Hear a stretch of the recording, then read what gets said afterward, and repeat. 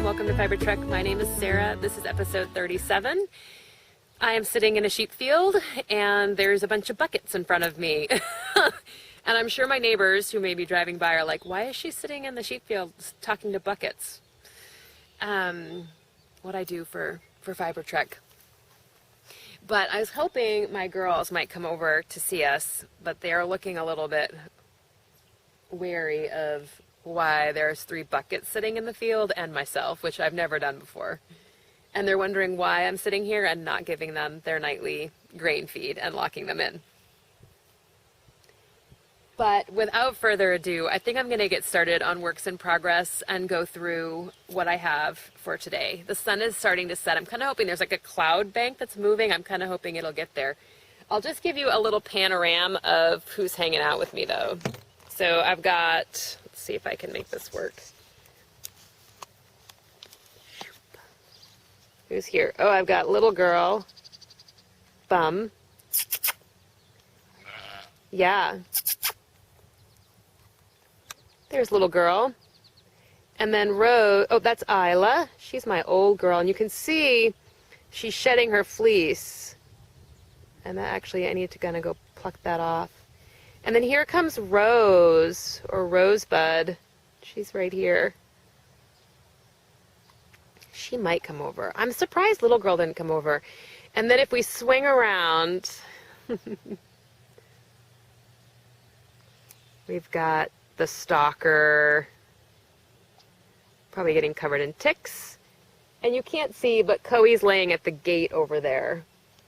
So get started on works in progress. I'm like sitting on this tiny little sawhorse, which I'm hoping will last the whole podcast. We'll see. Yeah, welcome to new and returning viewers. And thank you so much for everybody who has put forth effort to make contact or comment. It's just great to hear from you, and appreciate the support of the work that we all do, all podcasters do, to bring you interesting information and share our knitting and spinning and fiber community out there on the web. Works in progress. So I'm still working on my color defection. This is knit out of Vermont Gotland Wool Company. And I had a little bit of a moment where I had to rip out a big portion of it because I knit too many short rows. I know. So I ripped those all back, and now I'm knitting the edge. And I probably have another 2, 4, 6, 8, 10, probably another 10 or 20 rows. I'm keeping an eye on Bella because she's got her stock on. Bella, will you come over here? Bella, how did you get over there? So the reason I call this my color defection, for those of you who are listening, is that it's done in a monochromatic gray or gradient of grays. So light gray, kind of a mist color, then a pewter color, and then a charcoal color out of Gotland wool. And I've said this before and I'll say it again, it's just absolutely heavenly and I love it.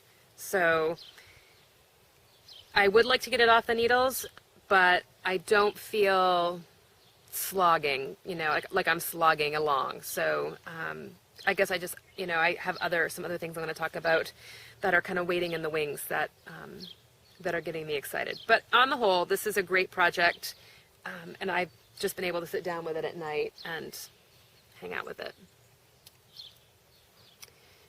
That is in my homemade bag, my homemade project bag. I think I posted a tutorial on my last episode. If not, I'll post it again. It's on Craftsy and it's free, and it's making a zippered box bag, which is basically all that is.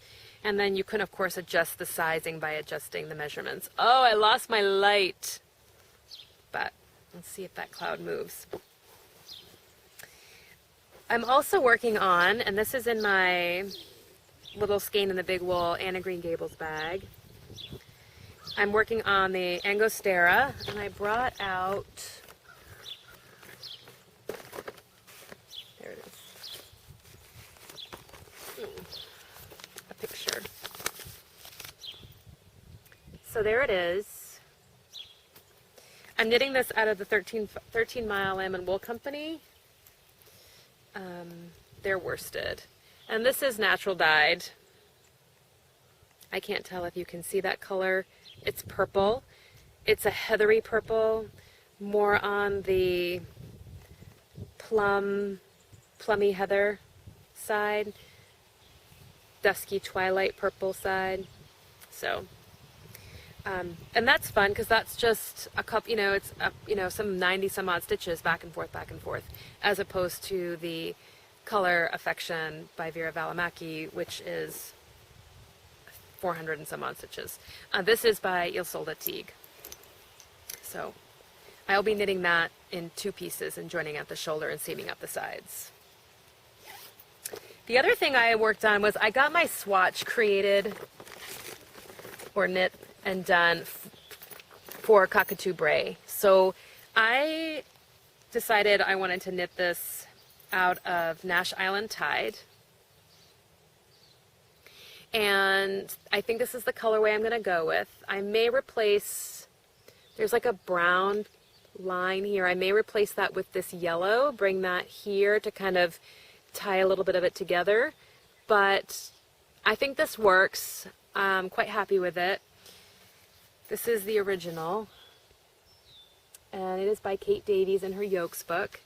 I'm going to be knitting it with Claire of New Hampshire Knits for no other reason and that I needed a comrade in arms for the steeking. So if you're interested in joining us, please feel free. We'll be doing it in the fall, but I wanted to get my swatch done because I'll be seeing Janny of Starcroft at the retreat in July and be thinking about what I need for yardage. So, so then I can talk to her and also get her opinion on the colorway and what she thinks. And she may have some other colors that might work better. So my stitch gauge is all set. It's my row gauge that's off. So I'll be having to do a little bit of math, which shouldn't be too terrible. And the only thing I'm worried about is making sure that yoke sits where it should, so it's not too high. Because it only takes me 20 rows to do what it takes Kate to do 6 rows. So I'll need to just do that math in my head. So Claire was very enthusiastic about joining along on that endeavor. She has steeked before, so I'm hoping to kind of capitalize on her courage. I've been spinning the Santa Cruz that came in the mail from Blue Oak Canyon Ranch. Bella, come on. Come on, Belle, come. Why are you over there? Come over here. This I washed. It was pretty dirty. I did learn from Lynn that they don't coat the animals because it's too hot. And that doesn't usually bother me anyway. I don't need pristine fleeces. But I did 3 hot water baths. The first one, well, they were all half hot tap water, half boiling water combined. The first bath I did use a scour. I used Unicorn Scour per the Independent Stitch, which is Deb Robeson's recommendation. So she did a blog post on her prep for this fiber, and that's what she did. So I did the same thing. And here it is. This is washed. I'm catching some sun here. You can see the tips, weathered tips, and then the inside is real kind of a chocolatey brown. Definitely a lot of the way I'm preparing it is I'm combing it, and there's definitely a lot of waste. Yeah, but look at that, ding. I mean, that is incredible elasticity. It's very plush. Let me show you what I have hand prepared. Takes me quite a while to prepare the fleece, like under 1/8 of an ounce. Like what I'll show you is under 1/8, and so it's just a little bit. I'm really excited about knitting the hap, and I'm really excited about spinning this. So I'm like, I love the process, but I'm like, I'm going too slow for myself, and so it makes me feel like it's tedious, even though I enjoy each moment of it, but I'm like, oh, I want to do this. And I would really love to finish this for the deadline. I know I'm talking out of turn here. I am participating in the hap along with Knit British.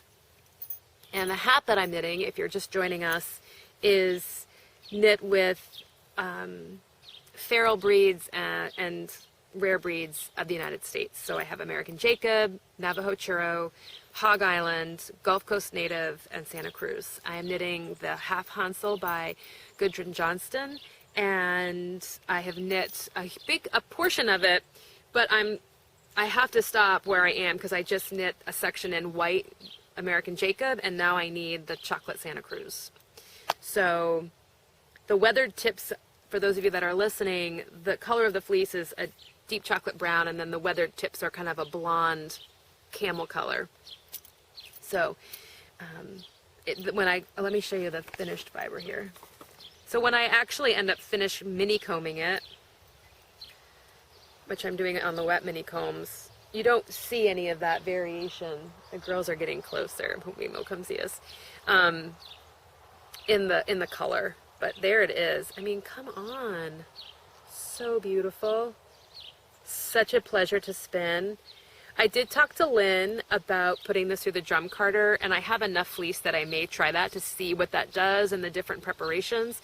But right now I'm just mini combing what I have because I didn't bring my drum carder down to my parents. So yeah, so this is like one combing's worth here. It's not even 1/8 of an ounce. Ugh, I know.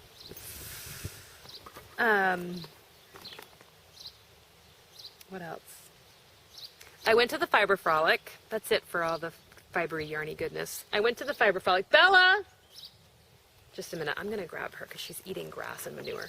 Bella!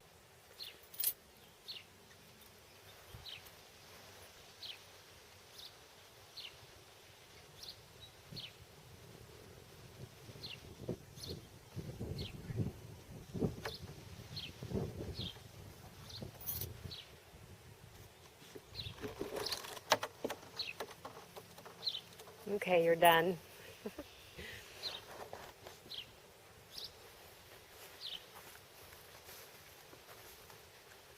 Okay. Whoa, my sawhorse. I'm back. That's a little rickety here. So I was at the Fiber Frolic, and I can't really tell if that's coming out wonderfully with all the light, or if it, can you see my bucket and my camera reflecting here, right here? Those are my buckets and my camera. The girls are right behind me. I went to Fiber Frolic, and I had a great time. I made a number of connections, one of which was with a farm I had never heard of, and the name of the farm eludes me, but the name of the yarn is Snow Country Yarns. They're located in Aroostook County, Maine, and which is what they call the county here. It's very far north. It's on the border of Canada. And I'm hoping to make a fiber trek up there to see her flock and her operation. Her yarns were absolutely heavenly, and I did not get any. I know. But I was thinking, I had that Lester Longwool fleece sitting at home, and Jody of One Lupin and my partner in the Tidal Tours brought home a sweater's worth, so I can live vicariously through her on that. I think she's going to knit baby cables and big ones too. It's going to be absolutely stunning. So they have an Etsy shop, and I'll put a link to that in the show notes.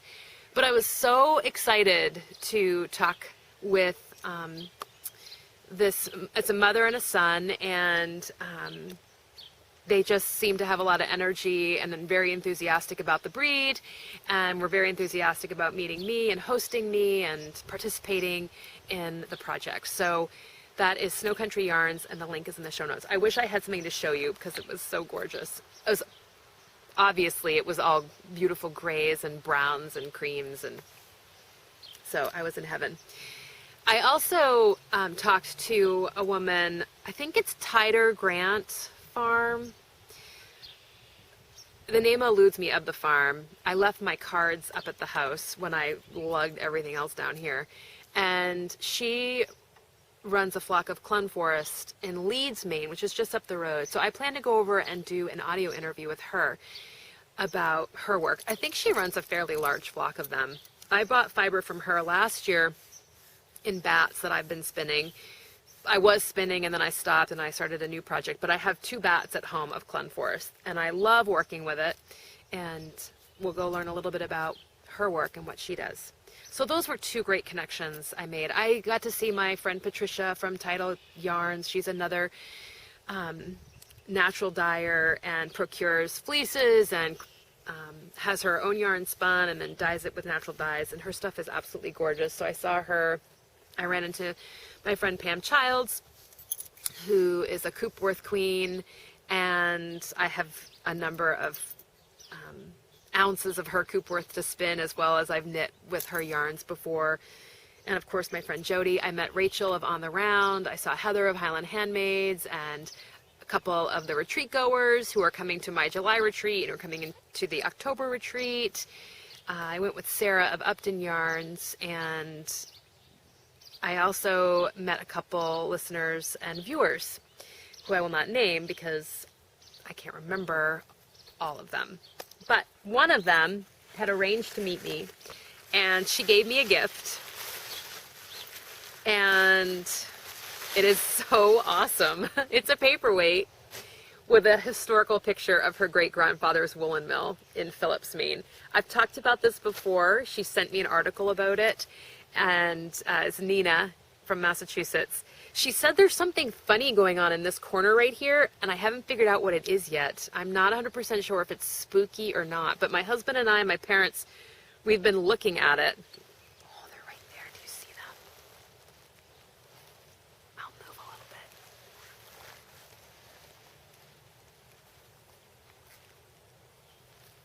You'd probably rather look at them than me anyway.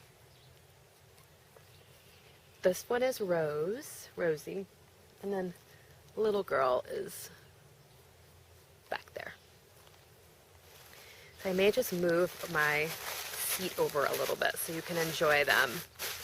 My dog is caught on the other side of the fence. I don't know how she got over there. It's a little precarious there. How about that? There, look who's in the picture. So I had a lovely chat with Nita and her sister, and ran the gamut. I mean, I love that, like, when I run into people and we talk about the history, I mean, it's just so amazing. The conversation isn't like, oh, I knit, and it ends there. It just blossoms into all these different opportunities for sharing, you know, family and past experiences, etc. So it was so great to connect with people at the Fiber Frolic this year. I had a great time. And amazingly enough, I bought a shawl pin from Longwoods Alpacas, which is based right here in Cumberland. I might go see her, but I didn't bring it down because I had already put it away in a kit to make sure I brought it home. The last thing I have for today is a giveaway. I helped Sarah of Upton Yarns name a colorway, which was this. This is Fern's Watch. It's a 3-ply Coopworth, naturally dyed. I don't have the dyes that she used right here, but I have a feeling that indigo was involved. I could be totally wrong. I think you might be able to hear them eating.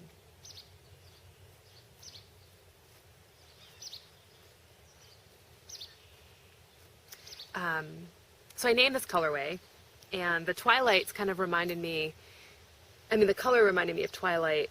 And Fern was my livestock guardian dog for a number of years until I retired her into the home. And I thought, well, that's Fern's time, right? That's Fern's watch. And so Sarah took the name, and a lovely anonymous viewer, listener, who saw that post sent me 3 skeins of this in honor of my dog friend, and was sharing, and you know, that kind of loss when we have these moments. So I was so touched by that, and Sarah was as well. She gave me 2 skeins of yarn to give away.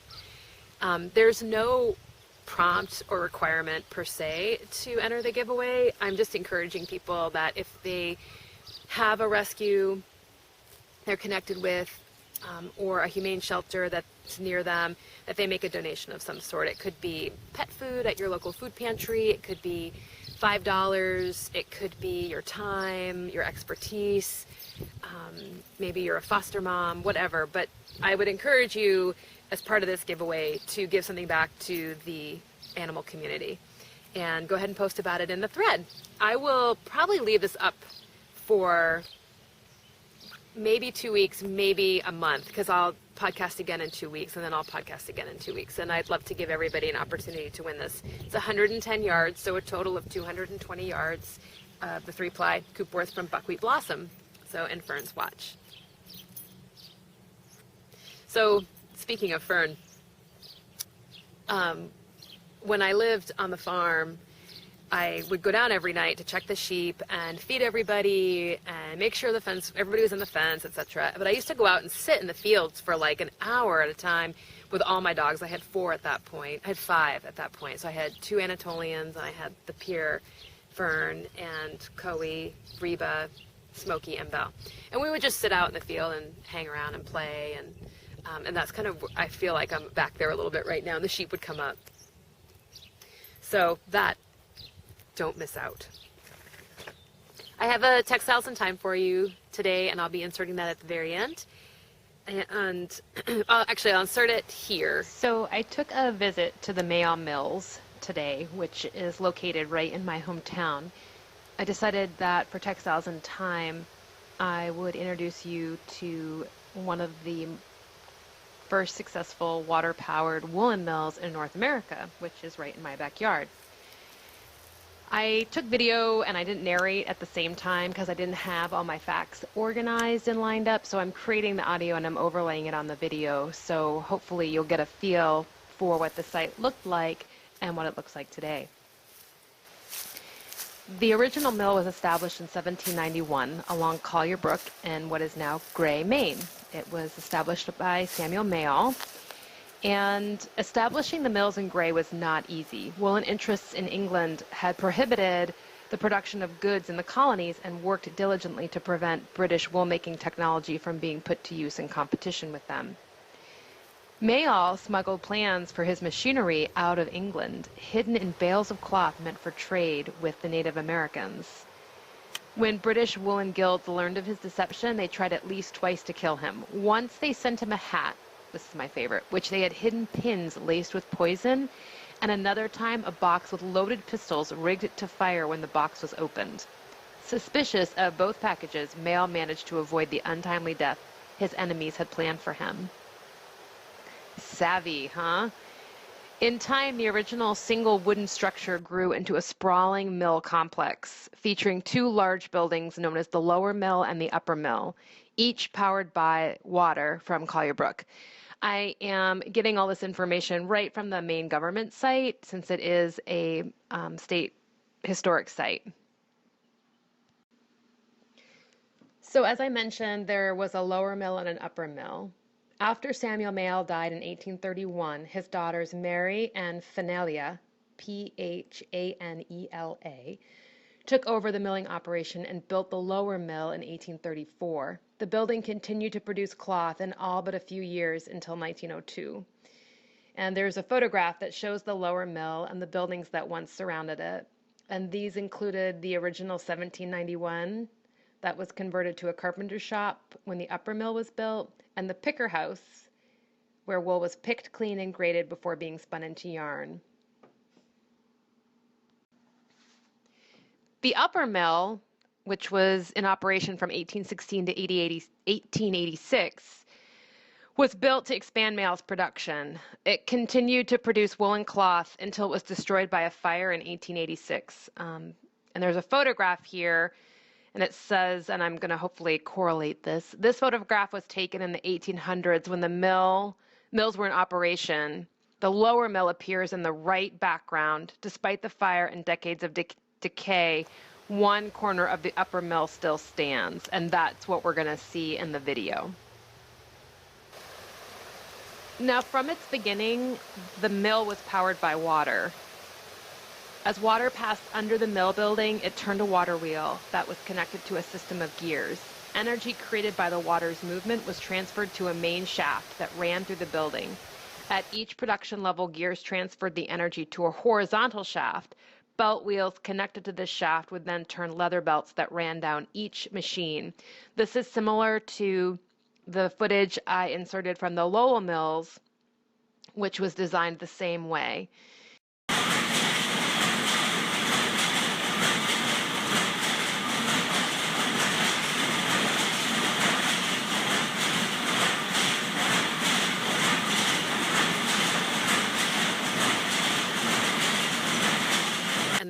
now I can say goodbye.